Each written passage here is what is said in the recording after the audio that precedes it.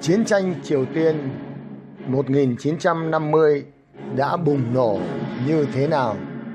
Phần 4.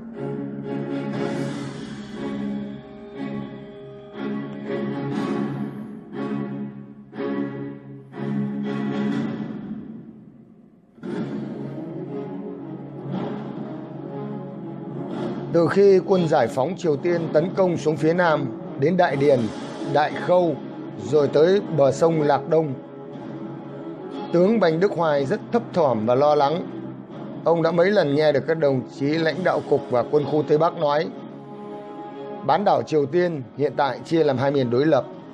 Vấn đề tương đối phức tạp vì nó liên quan tới quan hệ của hai nước Xô Mỹ. Quân giải phóng đánh xuống phía Nam, nước Mỹ sẽ không chịu ngồi đấy mà nhìn. Như vậy sau đó sẽ xuất hiện vấn đề.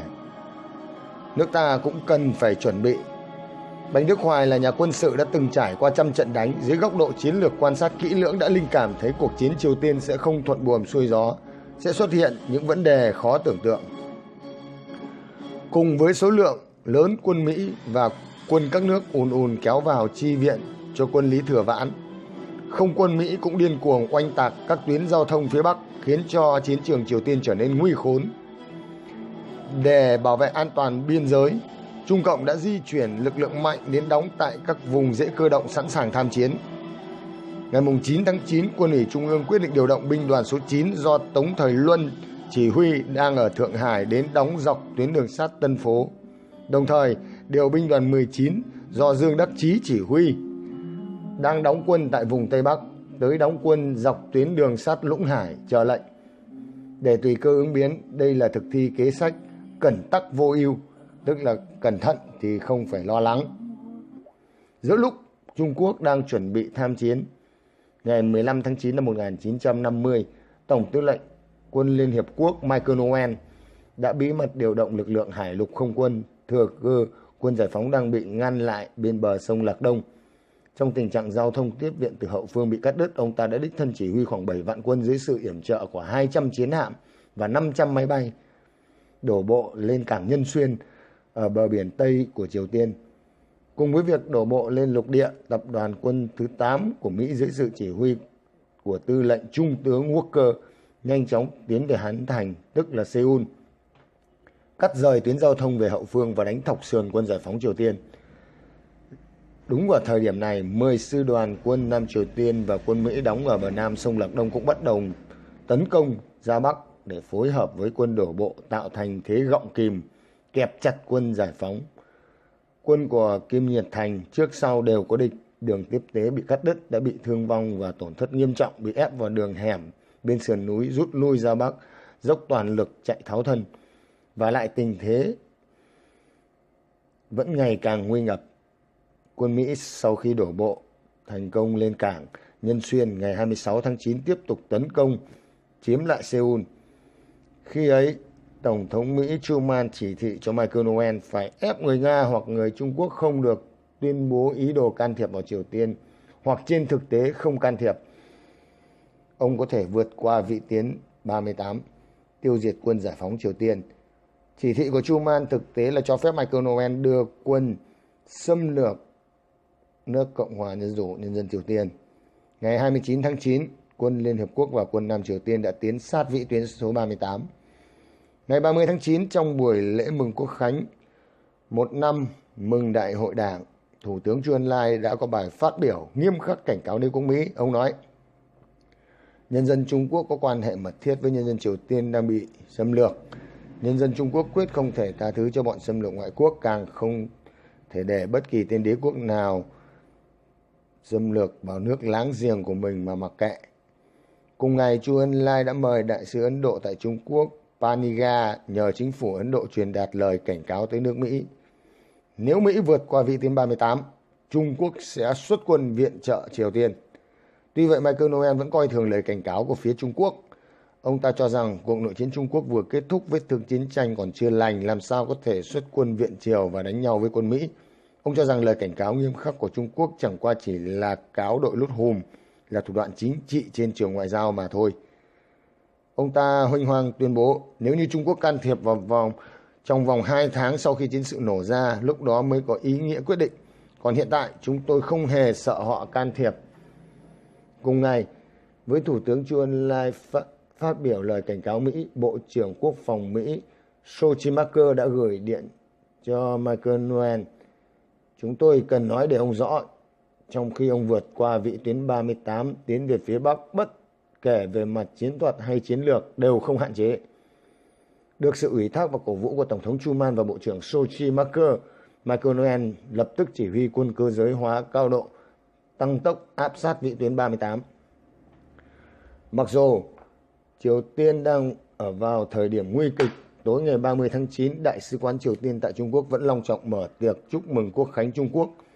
Các vị lãnh đạo cao cấp của Đảng và Chính phủ Triều Tiên đều có mặt. Sau bữa tiệc, Thủ tướng Kim Nhật Thành triệu tập Đại sứ Trung Quốc tại Triều Tiên, Nghê Chí Lương và tham tán Sài Quân Vũ đến họp mặt. Ông đề xuất mong rằng chính phủ Trung Quốc nhanh chóng đưa 13 binh đoàn đang tập kết bên bờ sông Áp Lục Giang vượt sông để viện trợ cùng tác chiến với quân giải phóng Triều Tiên chống lại kẻ thù. Ngày 1 tháng 10, Michael Noel lại gửi bức thông điệp cuối cùng cho chính phủ nước Cộng hòa Nhân dân Triều Tiên, yêu cầu quân giải phóng phải hạ vũ khí, ngừng chiến đấu, đầu hàng vô điều kiện. Thủ tướng Kim Nhật Thành và Phó Thủ tướng Đối ngoại Phác Hiến Vĩnh sau khi nhận được thông điệp cuối cùng của Michael Noel ngày 1 tháng 10, cùng liên danh gửi điện khẩn cấp tới Mao Trạch Đông. Bức điện có đoạn: hiện nay kẻ địch đang dồn chúng tôi vào tình thế nghiêm trọng. Chúng không dành cho chúng tôi thời gian tiếp tục tấn công vượt qua vĩ tuyến 38.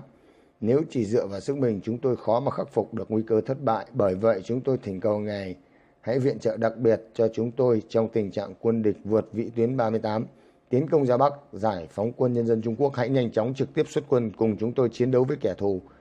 Tôi xin đề xuất ý kiến này với Ngài, mong nhận được lời chỉ giáo. Bức điện cầu cứu viện trợ được chuyển ngay đến phòng làm việc của Mao Trạch Đông ở Trung Nam Hải. Ngày 1 tháng 10 năm 1950 chính là cái ngày Quốc khánh lần đầu tiên của Trung Quốc. Các bức điện khẩn từ Đại sứ quán Triều Tiên do Kim Nhật Thành gửi tới liên tục được chuyển về Trung Nam Hải tại thành phố Bắc Kinh. Từ đầu đường cuối ngõ, đâu đâu cũng tràn ngập không khí tưng bừng của ngày lễ, cảnh tượng hòa bình yên vui. Tuy vậy, trong không khí tưng bừng muốn dứt của ngày lễ Quốc khánh, tại Bắc Kinh, quần chúng say sưa vui vẻ, không muốn rời quảng trường Thiên An Môn. Cùng lúc đó, tại phòng họp của Di Liên Đường tại Trung Nam Hải, Chủ tịch Mao Trạch Đông đang triệu tập cuộc họp Ủy viên Thường vụ Cục Chính trị Trung ương để thảo luận về bức điện khẩn của Kim Nhật Thành thông báo tình trạng khẩn cấp của Cộng hòa Nhân dân Triều Tiên do Đại sứ quán Triều Tiên chuyển đến. Các ủy viên thường vụ thảo luận suốt đêm mãi đến sáng mới nghỉ. Cùng ngày, tại thành phố cổ Tây An, cách Bắc Kinh hàng ngàn dặm, hơn 20 vạn người cũng khua chiêng gõ trống tưng bừng kỷ niệm ngày Quốc khánh mới thành lập. Bành Đức Hoài, người lãnh đạo quân khu Tây Bắc, Cục Tây Bắc, cùng Tập Trọng Cần, Dương Đắc Chí, Lý Chí Dân, Mã Hành Phương, Mã Văn Thụy đang duyệt đội ngũ tuần hành. Buổi tối, với tư cách chính ủy quân khu Tây Bắc, Bành Đức Hoài đã mở tiệc chiêu đãi. Trong bữa tiệc, Bành Đức Hoài đã bày tâm dưới sự lãnh đạo của Đảng Cộng sản Trung Quốc và Chủ tịch Mao Trạch Đông, cách mạng Trung Quốc đã giành được thắng lợi vĩ đại, lật đổ ách thống trị của phong kiến, thành lập nước Cộng hòa Nhân dân Trung Hoa. Hiện tại, các dân tộc của ta có khối đoàn kết chặt chẽ. Chúng ta tin tưởng gần 500 triệu nhân dân Trung Quốc cần cù dũng cảm nhất định sẽ kiến thiết đất nước phú cường và phồn vinh. Tiếp đó, Bành Đức Hoài rất lạc quan mô tả cảnh tượng hùng vĩ trong quá trình khôi phục và phát triển kinh tế vùng Tây Bắc. Lúc này Bành Đức Hoài quan tâm đến việc kiến thiết vùng Tây Bắc của Tổ quốc. Ông đâu có ngờ chỉ vài ngày sau, sứ mạng nặng nề ông mang trên vai đã có biến đổi quan trọng. Tối ngày 1 tháng 10 năm 1950, toàn dân đang hoan hỉ mừng kỷ niệm 1 năm ngày Quốc khánh, thì sư đoàn số 3 quân Nam Triều Tiên đã vượt qua vĩ tuyến 38, xâm phạm Bắc Triều Tiên. Sáng sớm ngày 2 tháng 10, Michael Noel lại căn cứ vào quyết định của Hội nghị Liên tịch Tham mưu trưởng quân Mỹ hạ lệnh tác chiến số 2, hạ lệnh cho quân đội Liên Hiệp Quốc đang tập kết chờ lệnh lập tức phải vượt qua vĩ tuyến 38 tấn công ra Bắc, cả trên bộ và trên biển. Vậy là đôi bờ vĩ tuyến 38 đã xảy ra trận chiến kịch liệt giữa quân tiến công và quân phòng ngự. Nhưng hỏa lực mạnh mẽ của quân giải phóng khiến đội quân Liên Hiệp Quốc phải trùng điệp phải núng thế đành rút lui. Chỉ trong khoảng khắc chờ đợi, hàng loạt máy bay, xe tăng và đại bác đã điên cuồng xâm phạm miền Bắc. Ngọn lửa chiến tranh nhanh chóng thiêu đốt vùng ranh giới miền Trung Triều Tiên. Trước tình thế nghiêm trọng này, Chủ tịch Mao Trạch-đông suốt đêm không chợp mắt. Trong tình thế khẩn cấp, ông đã đắn đo cân nhắc. Đến 2 giờ sáng ngày 2 tháng 10, ông đã điện khẩn cho Cao Cương và Đặng Hoa. Bức điện viết: 1. Mời đồng chí Cao Cương sau khi nhận được điện lập tức về Bắc Kinh họp. 2. Đề nghị Đặng Hoa hạ lệnh cho quân biên phòng kết thúc thời gian chuẩn bị, đợi lệnh hành động. 3. Đề nghị đồng chí Đặng Hoa luôn sẵn sàng nhận được điện báo lập tức hành động. Trưa ngày 2 tháng 2, Cao Cương vội vàng đáp máy bay tới Bắc Kinh. Ông đã dự tính Mao Trạch-đông khẩn cấp triệu tập về Bắc Kinh lần này chắc không ngoài vấn đề viện triều. Ông đã định liệu lần này dù bất kể thế nào cũng không nhấn mạnh vấn đề bộ đội biên phòng chuẩn bị chưa đầy đủ. Khoảng 3 giờ chiều, Mao, Châu, Lưu, Chu, Cao Cương họp tại Di Niên Đường. Ngay lúc bắt đầu cuộc họp, Mao Trạch-đông tay cầm bức điện nói với Cao Cương: đây là bức điện khẩn của Kim Nhật Thành, chúng tôi đã xem rồi, ông hãy xem đi. Sau đó Mao Trạch-đông nói: tình hình Triều Tiên nghiêm trọng như vậy, hiện tại không còn là vấn đề xuất quân hay không xuất quân, mà là lập tức xuất quân ngay. Xuất quân sớm hay muộn một ngày là cực kỳ quan trọng đối với chiến cuộc. Hôm nay chúng ta chỉ thảo luận 2 vấn đề cấp thiết. 1 là thời gian xuất quân, 2 là ai sẽ là người cầm quân. Người nên chọn đầu tiên là Túc Dụ. Nhưng quả thật Túc Dụ lâm bệnh đang điều dưỡng tại Thanh Đảo. Mấy ngày trước, ông có nhờ La Thụy Khanh chuyển thư cho tôi. Trong thư nói bệnh tình rất nặng. Tôi viết thư trả lời khuyên ông ta nên an tâm dưỡng bệnh. Sau này, do quân Mỹ và quân các nước ồ ạt kéo vào Nam Triều Tiên, máy bay và xe tăng nhiều gấp bội, tình hình ngày càng nghiêm trọng. Chúng tôi nhận định xuất quân viện triều không thể ngày 1, ngày 2 giải quyết được vấn đề. Nhiều khả năng phải đưa quân dã chiến xông trận viện triều.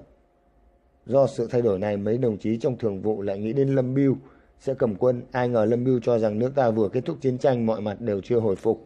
Ông ta còn nhấn mạnh Mỹ là nước công nghiệp hóa, quân đội trang bị hiện đại, một sư đoàn có tới 1.500 khẩu pháo. Còn chúng ta, một sư đoàn chỉ có 36 khẩu pháo.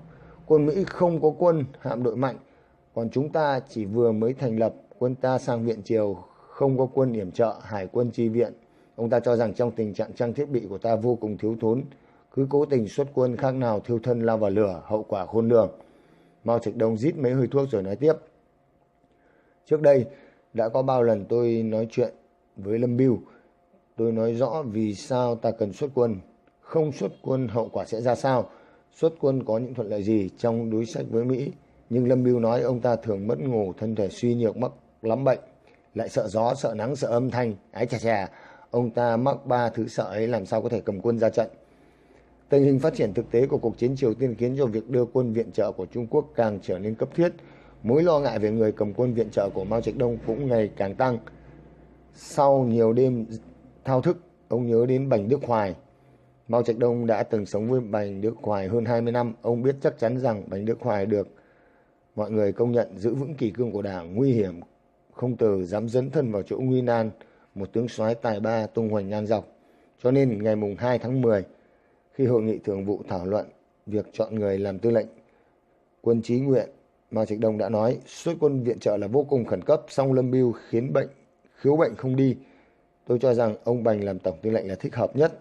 Ông vừa dứt lời, tổng tư lệnh Châu không kìm nổi buột miệng nói: đúng, ông Bành thật đáng tin cậy. Vậy là ban thường vụ đi đến nhất trí, quyết định Bành Đức Hoài đảm nhận chức tư lệnh quân chí nguyện viện triều chống Mỹ. Hội nghị lần này căn cứ vào tình hình chiến sự Triều Tiên đã quyết định xuất quân viện triều chống Mỹ vào ngày 15 tháng 10. Sau khi hội nghị kết thúc, Mao Trạch-đông đề nghị lấy danh nghĩa của tư lệnh điện báo cho Stalin biết tình hình cuộc họp hôm nay với nội dung bức điện như sau. 1. Chúng tôi quyết định đưa một phần lực lượng vào giúp các đồng chí Triều Tiên chiến đấu với bọn xâm lược Mỹ tại Triều Tiên. Chúng tôi cho rằng làm như vậy là cần thiết, bởi nếu để Mỹ chiếm toàn bộ bán đảo Triều Tiên, lực lượng cách mạng Triều Tiên mất đi, bọn xâm lược Mỹ sẽ càng ngang ngược, bất lợi cho toàn thể phương Đông. 2. Chúng tôi cho rằng đưa quân Trung Quốc vào viện triều chiến đấu với quân Mỹ, thứ nhất có khả năng giải quyết được vấn đề ắt phải tiêu diệt và trục xuất quân Mỹ cùng quân của các nước ra khỏi đất nước Triều Tiên. Thứ hai, đương nhiên khi quân Trung Quốc tác chiến với quân Mỹ trên đất Triều Tiên. Tuy chỉ mang danh nghĩa quân chí nguyện, ắt Mỹ sẽ tuyên bố Trung Quốc đã nhảy vào vòng chiến. Chúng ta sẽ lường trước được tình thế Mỹ có thể dùng máy bay oanh tạc các thành phố trung tâm công nghiệp của Trung Quốc hoặc dùng hải quân bắn phá vùng ven biển. Thứ ba, trong chuyện này, vấn đề đầu tiên là quân Trung Quốc phải có khả năng tiêu diệt quân Mỹ trên đất Triều Tiên, giải quyết vấn đề có hiệu quả. Chỉ cần quân đội của chúng tôi tiêu diệt được quân Mỹ ở Triều Tiên, tình hình lúc đó sẽ có lợi cho trận chiến tuyến và cách mạng và Trung Quốc. Cuối cùng, Mao Trạch Đông chỉ thị cho Chu Ân Lai, ngày mai ông đưa một chuyên cơ đến Tây An đón Bành Đức Hoài về Bắc Kinh. Ngày mai thường vụ chúng ta làm một số công việc chuẩn bị. Ngày mùng 4 họp hội nghị cục chính trị mở rộng. Nhưng kế hoạch không khớp. Ngày mùng 3 tháng 10 thời tiết vùng Hoa Bắc đầy mây, mây đen giăng kín trời, mưa phùn lất phất. Lúc này Trung Quốc chỉ có 2 chiếc máy bay cánh quạt loại nhỏ kiểu ZK-140 do Liên Xô chế tạo, không thể bay trong thời tiết xấu. Chính vì vậy mãi đến ngày mùng 4 tháng 10, Thủ tướng Chu Ân Lai mới sắp xếp được máy bay đến Tây An đón Bành Đức Hoài. Ngày mùng 4 tháng 10 vào lúc 10 giờ sáng, một chiếc chuyên cơ từ Bắc Kinh hạ cánh trên sân bay cố đô Tây An. 2 người cận vệ do Văn phòng Trung ương phái tới rời khỏi máy bay, lên xe đến thẳng tòa đại sảnh của Ban Quân ủy Trung ương. Họ vội vã đến phòng làm việc của Bành Đức Hoài. Tổng tư lệnh Bành đang vùi đầu vào đống tài liệu tổng duyệt lại các bản báo cáo có liên quan tới kế hoạch 3 năm khôi phục và xây dựng kinh tế vùng Tây Bắc để chuẩn bị sau ngày Quốc khánh báo cáo phương án kế hoạch về Trung ương. Đồng chí trong ban bảo vệ kính cẩn chào Bành Đức Hoài. Để giữ bí mật, anh ta chỉ nói với Bành Đức Hoài, Chủ tịch Mao Trạch Đông mời ông lên máy bay về Bắc Kinh họp. Bành Đức Hoài ngạc nhiên hỏi, tôi nhận được điện thoại của Bắc Kinh nhưng không biết là họp gì. Anh cận vệ trả lời, chúng tôi không rõ ạ. Thủ tướng Chu Ân Lai chỉ dặn dò chúng tôi là máy bay đến Tây An phải lập tức đón tư lệnh Bành về Bắc Kinh. 1 phút không được chậm trễ. Bành Đức Hoài do dự một lát. Hãy để tôi nói với các đồng chí lãnh đạo quân khu và cục Tây Bắc đã. Anh cận vệ nhanh nhảu nói, không cần đâu. Việc đó ai nói cũng được. Mời đồng chí ra sân bay ngay. Bành Đức Hoài vẫn kiên trì ý kiến của mình. Ông lập tức tìm đồng chí thường vụ bí thư cục Tây Bắc Lê Phu. Ông nói, Trung ương bảo tôi phải lập tức đáp máy bay về Bắc Kinh họp. Không kịp bàn giao lại, đại khái chỉ vài hôm tôi sẽ trở lại. Anh nói dùm tôi với mấy đồng chí lãnh đạo chủ chốt của quân khu và cục chính trị Tây Bắc. Ngoài ra, không nói với người khác. Có vấn đề gì đợi tôi về chúng ta cùng bàn. Tôi phải ra sân bay ngay. Trích nhật ký của đồng chí Trương Dưỡng Ngũ, thư ký của Bành Đức Hoài. Bành Đức Hoài thường ngày vốn bình tĩnh sâu sắc, nhưng trước sự việc diễn ra đột ngột như vậy cũng có phần bối rối khó hiểu. Lẽ nào họp báo cáo kế hoạch 3 năm khôi phục phát triển kinh tế lại phải vội vã đến thế? Ông rất băn khoăn, chẳng hiểu họp về vấn đề gì, đành chỉ biết gọi thư ký mang phương án kế hoạch 3 năm khôi phục phát triển kinh tế vùng Tây Bắc cùng báo cáo điều tra và hệ thống biểu đồ cùng ông lên máy bay về Bắc Kinh. Khoảng 11 giờ trưa, chiếc máy bay lúc trước vội đến giờ đây đã vội vàng cất cánh tung vút trên các tầng mây trên bầu trời Tây An nhằm hướng Thái Nguyên bay tới. Trên máy bay, ngoài 2 người cảnh vệ ra có Bành Đức Hoài, thư ký Trương Dưỡng Ngũ, cả cảnh vệ Quách Hồng Quang nữa là 3 người. Thành thử trong khoang của chiếc máy bay, 20 chỗ ngồi trở nên rộng thênh thang. Do tính năng của loại máy bay ZK-14 còn rất kém, chỉ bay được quãng đường ngắn, cho nên đến 12 giờ 20 phải hạ cánh ở sân bay Thái Nguyên để kiểm tra và đổ xăng. Nhưng rất may, tại sân bay ông Bành gặp lại người lãnh đạo tỉnh ủy Sơn Tây Lại Nhược Ngu và ông cố vấn Liên Xô Sanikov. Lại Nhược Ngu giới thiệu với Sanikov đây là tướng quân Bành Đức Hoài, phó tổng tư lệnh quân giải phóng Trung Quốc, năm ngoái trong chiến dịch giải phóng Thái Nguyên do đồng chí lãnh đạo trước đây bị bệnh nên Trung ương đã điều phó tư lệnh Bành đến trực tiếp chỉ huy hỗ trợ. Sanikov nghe nói đến Bành Đức Hoài đã có cảm tình, tha thiết mời ông cùng đi ăn trưa. Lúc này Bành Đức Hoài đang vướng mắc công việc, lại không tiện nói với Lại Nhược Ngu nên ông đành viện cớ thoái thác. Xong Sanikov cứ nắm chặt tay Bành Đức Hoài lưu luyến không muốn rời. Đồng chí thư ký thấy tình cảm thật khó thoái thác, đành nói nhỏ với Bành Đức Hoài, đằng nào cũng phải nghỉ ăn trưa một lát. Sau bữa trưa, Bành Đức Hoài về phòng phía sau sân bay nghỉ ngơi, mãi đến 2 giờ 20 mới lên máy bay cất cánh rời Thái Nguyên. Mời các bạn tiếp tục theo dõi phần 5 của loạt bài. Xin trân trọng cảm ơn.